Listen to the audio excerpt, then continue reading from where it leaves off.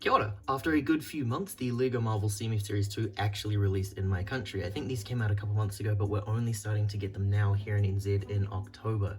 One of my local retailers had a bunch of boxes in stock. Some of them actually looked like they had been unopened as well, which was pretty surprising to see. So some of you might have a pretty good chance of trying to get the ones that you really want to get. I, however, ordered a full set from a different local retailer. They just arrived in the mail today. The retailer claims that this is a full complete set. We'll kind of take a look at the box and the issues that people have been having of trying to find the ones that they want.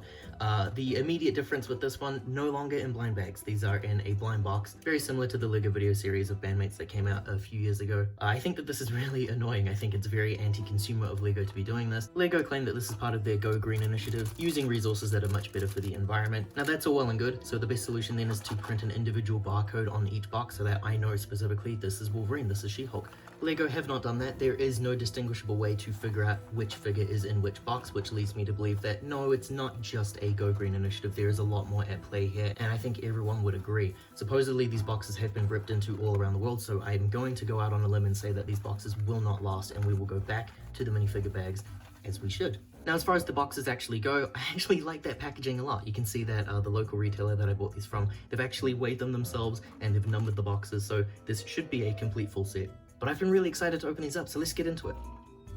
First figure that we're going to look at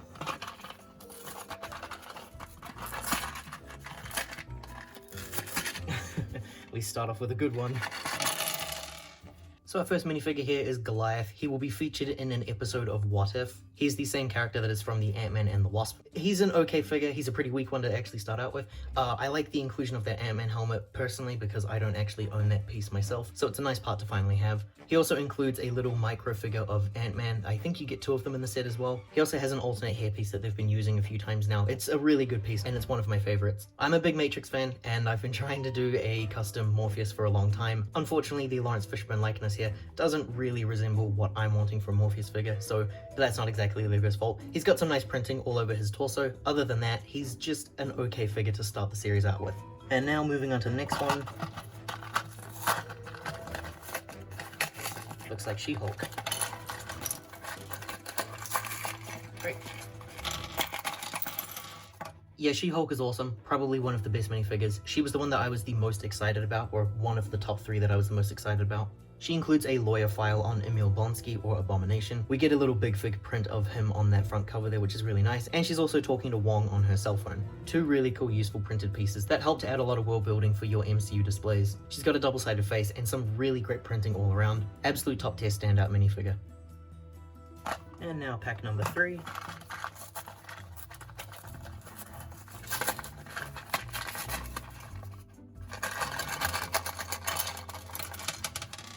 And it looks like the way that they're packing in the capes now is that the capes come in their own little carded piece, rather than the entire figure being in a plastic bag. And here we have Moon Knight, who I think is one of the absolute standout figures of the series. I think everyone was really excited to get him. He's got some really great pieces like the Assassin's Creed hood, which is going to be really useful for customs. Really great printing all over his body there. His accessory is his little blade and the scarab piece. On the back of his head, he actually has a Oscar Isaac likeness with the pure white eyes. He's definitely one of the standout figures of the entire wave. Great printing, great pieces, great accessory parts as well. He's going to be very useful for me for customs in the future.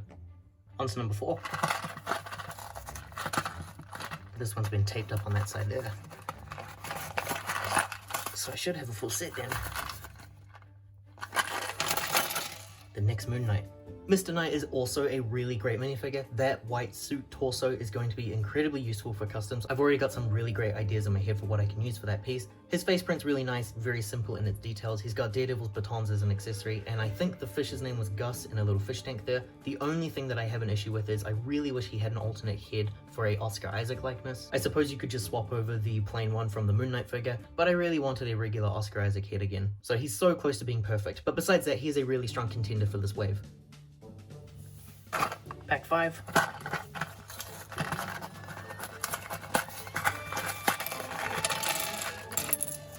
And Kate Bishop is another excellent minifigure. I really like all of the printing around. She's got some side printing on her legs there and a really nice purple suit. My favorite hairpiece now in black. It might have come in that before, but I'm not too sure. She's got a brand new bow and arrow piece, which is really great. A combat bow that actually looks like a good looking combat bow. And Lucky the dog is another accessory. She comes jam-packed, and a pizza box on top of that as well. Double-sided face where she's got a more neutral look. On her angered look, she had some bandages on her head. Hawkeye will follow this fashion as well. A really strong figure, which we're going to be seeing throughout all of the series.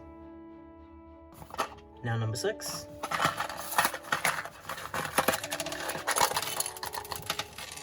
This is Jack Russell from Werewolf by Night, easily objectively in my eyes the most important minifigure from the series. This is a minifigure from an R-rated property, here in a kid's toy. It's really great that LEGO have done this, and I really hope to see more of this in the future, especially within the 18 plus adults line. He's got some really cool decent printing all the way around, a really goofy double-sided face, and he comes with the bloodstone as an accessory. I'm a little disappointed that he's not in black and white like he was in the show though, but it's possible that that might be the loophole as to how we have this minifigure. Maybe basing him in black and white does mean that he's officially based on that R-rated property, I'm not sure. But anyway, he is a nice looking figure that could have been improved, but I'll have to gas him up forever if I want R-rated properties to be adapted into LEGO.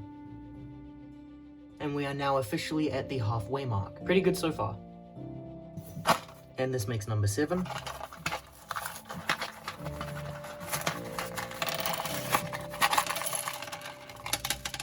So this is Agatha, a character that I don't really care for, so I don't really have too much connection to the minifigure. I will admit, it's pretty good. She's got some really nice parts, like that double-sided face, which feels like it's ripped straight out of the Overwatch line. She has printing on the back of her torso as well as the back of her dress piece, and she includes the dark hold as an accessory with a printed tile on the inside for some light reading as well. She's nice overall, I just don't really have an attachment to that character, so obviously if she was replaced with someone else, I wouldn't really put up much of a fight. On to number 8.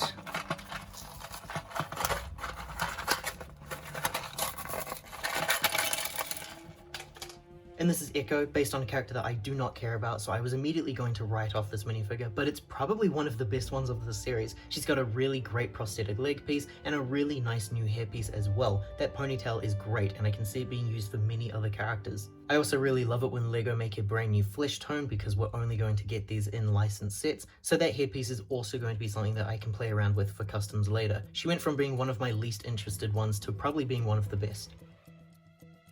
And Echo was probably the messiest of the bunch. 4 minifigures left and still no X-Men figures. This makes number 9, I think? Ah, finally. This is Beast from the upcoming X-Men animated series revival. I think everyone's going to feel the exact same way about these X-Men figures. They are easily the standouts of the entire wave. It's about time we finally got more mutant characters like Beast. He's going to fit in with those other X-Men figures I have so well. I really love everything about him, from the black streaks in his hair, the blue fur printing all over, the double-sided face of the glasses look and the angry expression, his X-Men mug and the brick-built microscope. He's a perfect figure all around and easily one of the standouts. It's a shame then that it's going to be too hard to distinguish which figure is which in each box, because I know for a fact that many people are going to only want Beast, Wolverine, and Storm. And now on to number 10.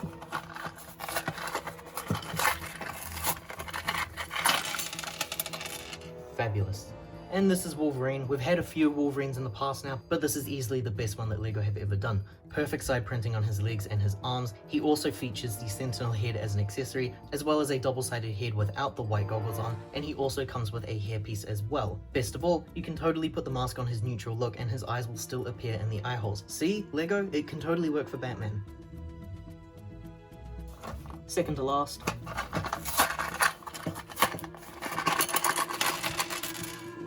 And this is Hawkeye, based on the Hawkeye Disney Plus TV show. First time that we're getting any of the original 6 in the CMF series. Ultimately, he's really nice. He's got some great printing, he's got the same bow piece as Kate Bishop, but in black, and he has an appropriate hairpiece that I think really matches Jeremy Renner's look. A little baby owl as an accessory, double-sided face as well. I feel like they finally made a good Jeremy Renner Hawkeye minifigure, and that's all he needed to be. And so that means that our last figure here is none other than Storm. And she has a very cool, unique looking cape.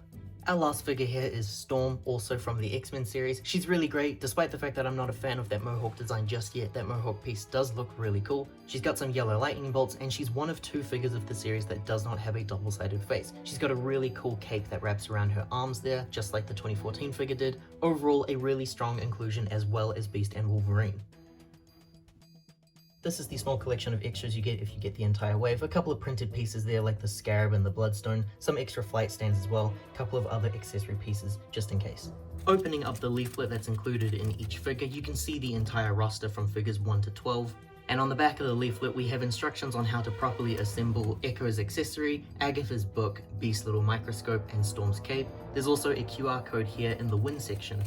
And so that is the full wave of the LEGO Marvel Studios CMF Series 2. I really love the series a lot. I think it is a greater improvement compared to the first series, and the first series I thought was one of the best CMF series that LEGO have put out to date. I think the color variety is really strong. I really like the contrasting animated characters to live action characters, notably characters like Ms. Marvel. I much would have preferred to see her here over someone like Goliath. Goliath being the only what if figure really sticks out like a sore thumb if you ask me, but overall a very strong series.